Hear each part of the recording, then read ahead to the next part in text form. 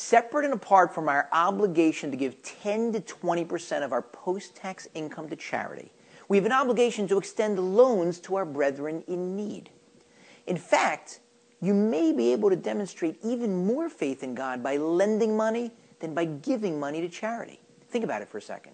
If you earn $1,000 after taxes, you've got to give $100 to $200 of that to charity. It's not your money. God let you take that money into your wallet so that you could choose to whom to give it, to which organization, to which poor person, but it's not yours. If you keep it, if you don't give any charity, you're stealing from God. But a loan is different. After you've fulfilled your charitable obligation, the remaining money is yours. Now God says to you, lend it out. Don't worry about it not being repaid. I will guarantee that loan. If the person to whom you lend welches, if you don't get repaid, I'll give it back to you. After all, I gave it to you in the first place. And so if you then lend, you're showing your faith in God as the ultimate guarantor. A friend of mine takes that obligation so seriously that a number of years ago he started a gemach, an interest-free loan fund. You'll find them in all Jewish communities. He spends 10 to 15 hours a week working on that fund, deciding to whom to lend and how much to lend and reminding people about their obligation to repay the outstanding loans. He does not take a nickel in compensation. It's a labor of love for which I'm sure he'll eventually be rewarded in the world to come. I have another friend who, when he moved to Israel, was buying an apartment for his family. He needed to secure a mortgage, and he got approved. He went to the bank on closing day, and the banker looked at his documents and said, "1 second, you're missing a guarantor." He said, "What do you mean?" "I called the bank. They told me that I needed 2 guarantors. I got them." The banker said, "Oh, no, you need 3. He said, "Well, that's not what they told me." He said, "I don't know who you spoke to. You need a 3rd guarantor." My friend said, "What am I going to do? Closing is today. If you don't approve me, I'm going to lose my apartment." Just then, a stranger walked by, and he stopped. He looked at my friend, and he said, "Excuse me, are you having a problem?" My friend said, No, it's okay." And the fellow said, "No, it seems like you're having a problem. What's wrong?" My friend said, "Well, I'm here. I just moved to Israel, and I need a mortgage to buy my apartment, and now they're telling me I need another guarantor, and I didn't know that. They told me that I had enough, and it was just some miscommunication." The fellow says, "No problem. I'll be your guarantor."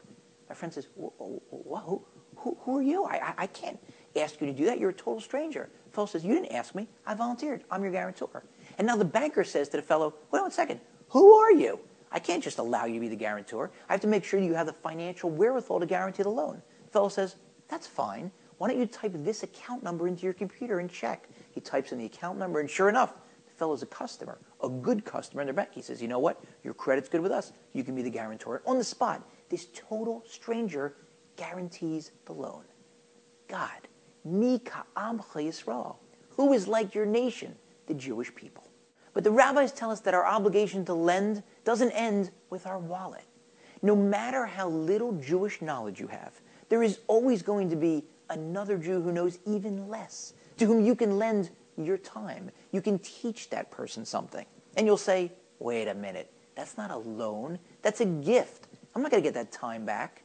But you're wrong. It is a loan. Because the same way that there's a person who knows less than you, there's also a person who knows more than you. You lend your time to the person who needs it, that person who's impoverished in his Judaism or his Torah learning. God will make sure that someone with more knowledge than you will share it with you.